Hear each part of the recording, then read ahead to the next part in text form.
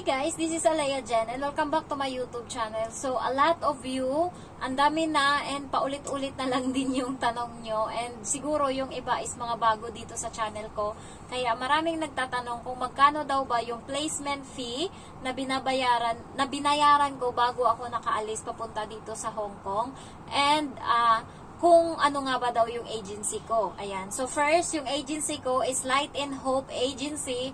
You can search it on Facebook. Ayan. So, pwede kayong mag-inquire doon. And nagpo-post sila. Every My Brokers interview sila. Kaya hindi kayo maliligaw. And, about naman sa address, guys. Pag nag-search kayo ng Light and Hope Agency, nandun na din yung address. Hindi pwede yung isusubo ko na sa inyo lahat-lahat. Kasi, grabe yung iba, napaka-demanding na talaga mag-PM sa akin. Kaya hindi ko na nare-replyan yung iba. Napaka-demanding and ang daming tanong. Hindi po ako yung agency.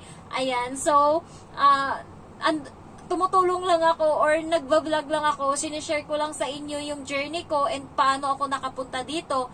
Pero hindi ko naman nasagutin kung ano yung isa. Mahirap ba dyan yung trabaho sa Hong Kong? Nananakit ba yung mga employer dyan sa Hong Kong? Madamot ba sila? Ang dami niyang tanong. And she said that she's a college graduate and meron daw bang trabaho dito sa Hong Kong as office staff. Sabi ko, yung mga Hong Kong residents lang yung nakakapagtrabaho niyan. Yung ino-offer nila na trabaho para sa mga Pilipino is only domestic helper. And kung magiging driver ka man dito, is medyo wala akong idea kasi parang walang agency, parang refer lang yun sa kanila, parang ano lang ata yun, yung kilala or halimbawa may katulong sila and yung katulong na yun, nagsabi yung amo na baka may kakilala ka na nagda-driver, ayan, baka pwede nating kunin. So, kaya nagkakaroon sila ng ano na makapagtrabaho yung mga lalaki na domestic helper dito sa Hong Kong as driver.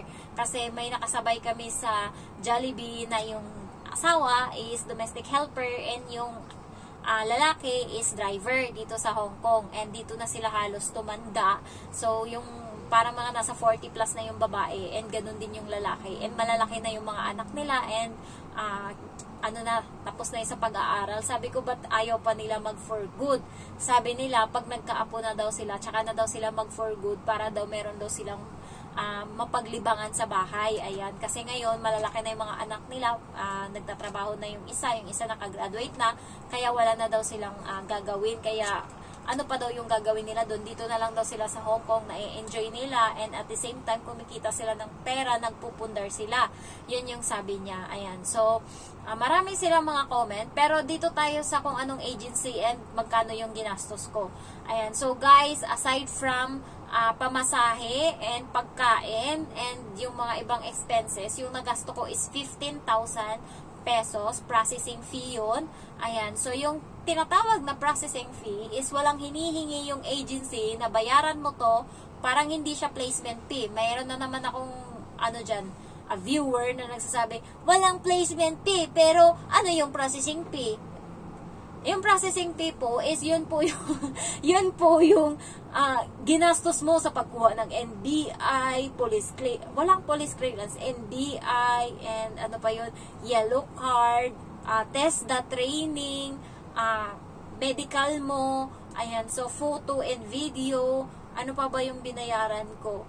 Ayan, so mga yan yung mga processing fee, pero yung manghihingi pa mismo or maniningil pa sa'yo yung agency na para sa bayad mo sa kanila is walang ganun.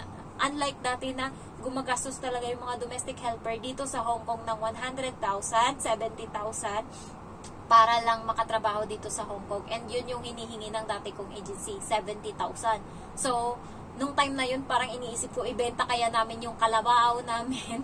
Sabi ko, tsaka nagtatrabaho ako nung time na yun. So, thanks God naman, hindi binigay sa akin yun nung time na yun kasi pag ano nga sa akin ng medical is meron akong scars, may bukol yung dede ko. Ayan, kaya natigil ako noon and nung nag-apply uli ako, so eto na yun ngayon and ang bilis ng procedure ko. And dito sa procedure ko is 2 months lang ako nakaalis ako kaagad. So, ang daming hindi makakapaniwala na 2 months lang, alis ako agad. Ang bilis ko naman daw. So, yung amo ko is 2 months silang walang katulong and hindi kaya ng amo kong babae kasi wala siyang alam kasi sanay siya na walang trabaho sa bahay nila nung sila ay mga dalaga pa. So, yung parents niya is medyo may kaya sila. Yung bahay nga nila is yung, 'di ba, yung building A, B, C, D. Yung bahay nila ay C, D, dalawang room, dalawang kwarto or dalawang pinto yung kinuha talaga nila. So, afford nila, guys. And meron silang katulong no na Indonesian, and that one is already 15 years in their house. Ayan, bago nag for good. Kaya, sanay siya na walang trabaho. And alam nyo ba, kung ano yung mga gamit doon sa bahay nila doon, ginaya niya dito. Lahat ng gamit doon na nakikita ko, kasi pumupunta kami doon every week, kaya nakikita ko yung mga gamit na nandun, is ganun din yung mga gamit namin dito. So, kuhang-kuha niya talaga lahat. Ayan, kasi wala siyang idea, guys, and wala siyang alam talaga sa mga gawaing bahay. Pagdating ko dito, sobrang dilaw talaga ng CR nila, and hindi mo maintindihan. Paglakad mo, sobrang itim na agad ng paa mo. Ayan, yung paa ng anak niya, kasi nakapaa lang yung parati araw-araw. Silang mag-asawa, meron silang tsinelas. Pagtingin niyang ganun sa paa, eto paa. Pag ganun niya, sobrang itim talaga kasi hindi siya naglilinis.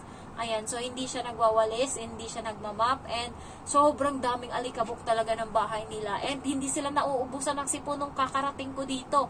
Halos punong-puno ng tissue yung mga lagayan nila ng basurahan nila halos kada araw kasi sinisipon sila dahil sa alikabok. Pero ngayon, wala na masyadong tissue. Nagkaka-tissue na lang ako pag nagchuchorba sila sa gabi. Malalaman mo yan, guys, pag nagchorba sila kasi madaming tissue yan kinabukasan.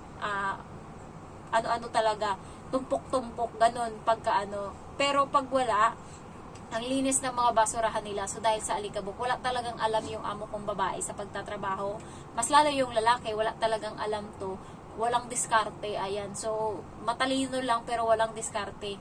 Ayan. So, ayun lang. 2 months lang ako and minadali talaga. Pinukpok talaga nila yung agency ko and nag-extra bayad sila para lang mapapunta ako kaagad dito sa Hong Kong. And natuwa naman sila kasi hindi nila sinasabi na mag-training ako ganito, pero ang bilis ko lang din natapos yung mga requirements ko sunod-sunod.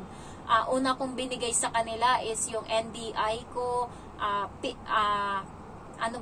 PAYOS, ayan, Certificate of Employment. Kailangan kasi yung Certificate of Employment, kaya sabi ng agency ko, tapusin mo yan ngayong araw, ipas mo yan dito, ganun yung sabi niya. So, ginawa ko yun, sinabay ko yung paggawa ng Certificate of Employment, ng PAYOS, ng ano pa yan yung, sa OWA, ayan, so ginawa ko na lahat and pinasa ko sa kanila yung mga papeles ko while nagme-medical ako, and then, sa hapon nun is training ko pa ng TESDA. Ayan, so magte-training pa ako ng TESDA half day kasi merong additional yung TESDA nun. Bago na yung TESDA ngayon, guys, meron na sila mga dinagdag, kaya medyo talaga kailangan mo ng presence of mind talaga kasi yung niluluto dun is marami na. Ayan, so lahat yun ginawa ko, minadali ko talaga lahat, and natuwa naman yung agency ko sa akin kasi sabi niya, nasa na yung TESDA mo? And nagulat sila nandito na pinasa ko na kaagad sa kanila and nagbayad na ako kaagad kasi hindi nila pinaprocess yung papel mo pag hindi ka nakapagbayad ng photo and video. Ayan, and then sa medical, ayan. So, lahat yun, ginawa ko lahat, and so far, thanks naman kasi hindi ko din alam, pero yung pera ko noon is nagkakasya naman talaga siya. Ayan, so, may trabaho lang ako noon pero wala akong utang. Nagkautang lang ako nung umuwi akong probinsya kasi naubos yung pera ko sa apply ko dito sa Hong Kong. Kaya gusto ko lang naman umuwi sa probinsya para makita yung pamilya ko bago ako mag-flight pa Hong Kong. Kaya nag-utang ako ng 20,000. Kaya yun yung binayaran ko nung bago ako dito sa Hong Kong. So far ngayon wala na akong utang, and sila na yung kapatid ko na yung may utang sa akin. So, ayun lang. And, yung nagastos ko is 15,000. Ayan. So, kung gusto nyo makamura sa Light in Hope, mura lang sila. Tsaka maalaga sila. Ayun. So, hindi ka nila papabayaan and hindi sila naninigaw. Ayan. So, kung gusto nyo mag-apply, pwede kayong mag-check sa Facebook. Ayan. So, dapat makinig kayo, guys. Kasi, kakasabi ko lang, and sa susunod na vlog ko, magtatanong na naman. Ayan. So, thankful ako sa ibang mga viewers ko kasi thank you kasi nagmamarathon yan sila. Halimbawa, napanood nilang video na to. Yung next ko na video, papanoorin uli yan nila. Next ko na video, papanoorin. Sabi nga nila daw, natutuwa daw sila sa akin. So, thank you so much naman. And thank you kasi na-appreciate nyo yung ginagawa ko para naman meron kayong idea. Kasi ako dati guys, nangangapa talaga ako. And buti na lang talaga meron akong technique. Ayan. Pag isang beses na napansin ko na medyo kailangan kong matuto, is ina-advance ko na talaga. And masyado akong mapagmatsyag. Ayun yung ginagawa ko. Kasi hindi naman ako ganun kasipag. So, binabawi ko na lang sa utak. Kailangan kong maging active na, yun yung ginagawa ko dito kasi hindi ako ganun kagaling maglinis, and thankful naman ako kasi yung amo ko wala ding alam, kaya hindi niya ako napapagalitan.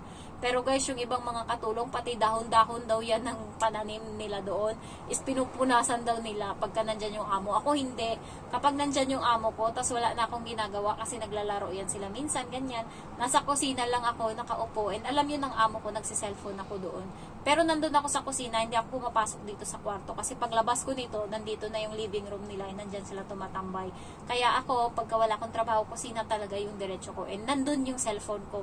Nandun yan parate. Ayan. So, nakikita naman ako ng amo ko na nagsi-cellphone. And wala naman siyang sinasabi. So, hindi natin alam. And meron daw dito na nagtuturo ng Cantonese. Kasi yung kaibigan ko kanina, natutuwa ako sa kanya. Kasi nakakausap niya na yung mga Chinese dito. Kasi siya, marunong na siya. Natutuwa ako. Pero sinabi niya kung gusto ko daw mag-aral kasi libre lang daw. Parang ayoko. Kasi ayokong kasi ikaw yung pinag-uusapan yan minsan eh. Paano pag alam mo na yung salita nila, masasaktan ka, may stress ka lang, kaya ayoko, bahala ka na dyan. Kasi minsan, katulad nung nakaraan, sinabihan ng asawa ng babae na matulog ka na, mauna ka na dun kasi mamaya pa ako matutulog, pahirapan niya pa daw ako. Ayan, so alam ko na yun, gets ko na, kaya yung lalaki medyo naawa sa akin, pero wala siyang magagawa kasi under siya ng babae. Yun lang. And sana nagustuhan niyo tong video niya to, and give me a thumbs up. Ayan, so thank you so much for watching. And yung mga basher ko dyan na entitled daw ako, alam niya na daw yan, sinabi na daw ng madam niya, so why are you here in my channel and watching my video, ha?